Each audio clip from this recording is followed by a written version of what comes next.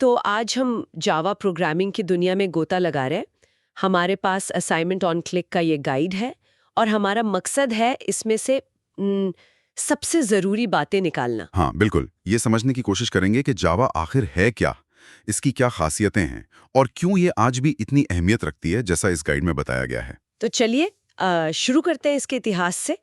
Assignment on click बताता है कि ये 1995 में आई थी, सन माइक्रोसिस्टम्स की देन।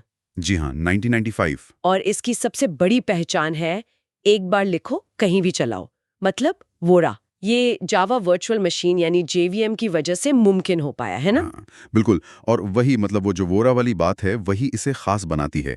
जेवीएम के कारण क्या होता है कि जावा कोड किसी भी मशीन पर चल सकता है जहां जेवीएम इंस्टॉल्ड हो, अच्छा। चाहे वो विंडोज हो, मैक हो या लिनक्स, मतलब पूरी प्लेटफॉर्म इंडिपेंडेंस। हाँ हाँ। इसी लचीलेपन ने इसे एंटरप्राइज लेवल सॉफ्टवेयर और फिर एंड्रॉयड ऐप्स और वेब डेवलपमेंट के लिए इतना पॉपुलर बना दिया। इस गाइड में इसकी मजबूती और सुरक्षा पर भी काफी जोर दिया गया है। अच्छा, तो ये प्लेटफॉर्म इंडिपेंडेंस इसकी एक बहुत बड़ी खूबी हुई। हम्म। और कौन सी बातें हैं जो जावा को अलग करती हैं? गाइड में ऑब्जेक्ट ओरिएंटेड होने का भी जिक्र है। हाँ, ऑब्जेक्ट ओरिएंटेड, वो तो जावा की नींव है। मतलब सारा कोड ऑब्जेक्ट्स के इर्द गिर्द बनता है।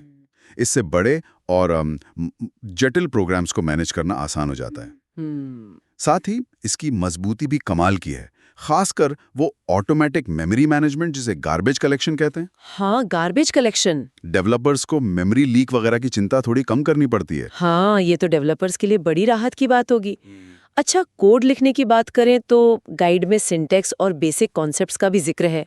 क्या कुछ खास ध्यान रखने लायक है? देखिए, सिंटैक्स तो सीखना ही पड़ता है, जैसे हर कोड एक क्लास के अंदर होता है। हाँ।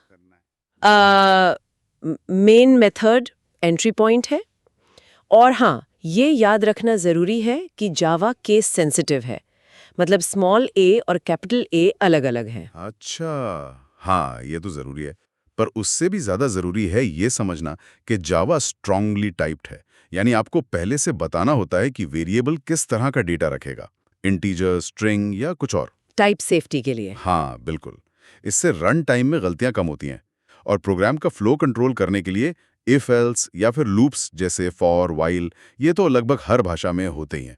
सही। और वो ऑब्जेक्ट ओरिएंटेड वाली बात, क्लास और ऑब्जेक्ट, गाइड में वो ब्लूप्रिंट वाला उदाहरण था। वही, बिल्कुल सही पकड़ा। क्लास समझ लीजिए एक नक्शा है, घर का नक्शा। ठीक है। और ऑब्जेक्ट उस नक्शे से बना असली घर। एक नक्शे से कई घर बन सकते हैं, वैसे ही एक क्लास से कई ऑब्जेक्ट्स। समझ गई।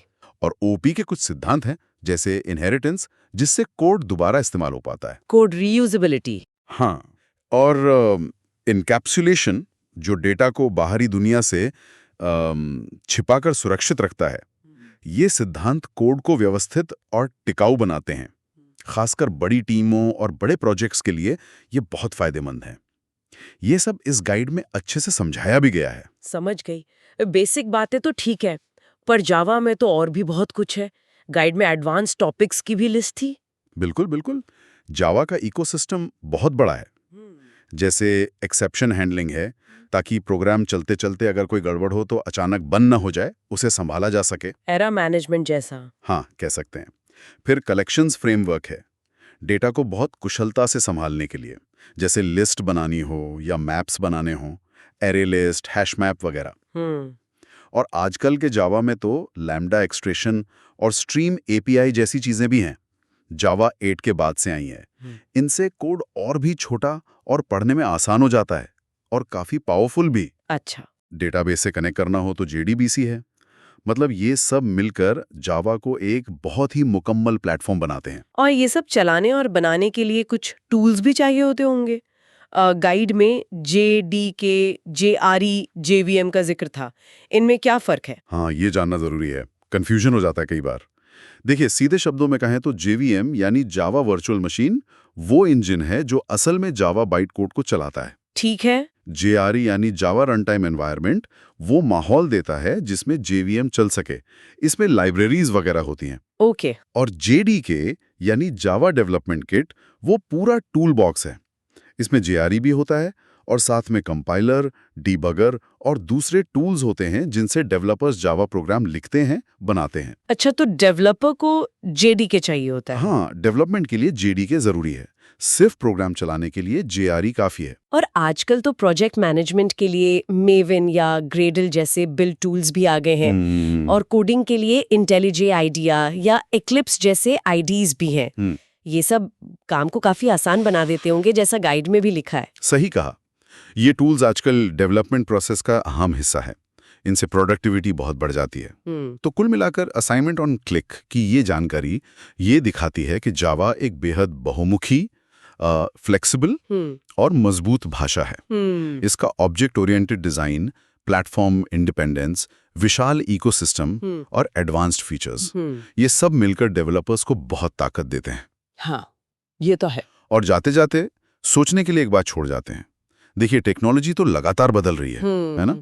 नई भाषाएं आ रही हैं, नए फ्रेमवर्क्स आ रहे हैं। तो सवाल ये उठता है कि क्या जावा अपनी वो पुरानी write once run anywhere philosophy और लगातार हो रहे अपडेट्स के दम पर भविष्य में भी उतनी ही प्रासंगिक, उतनी ही रेलेवेंट रह पाएगी जितनी आज है?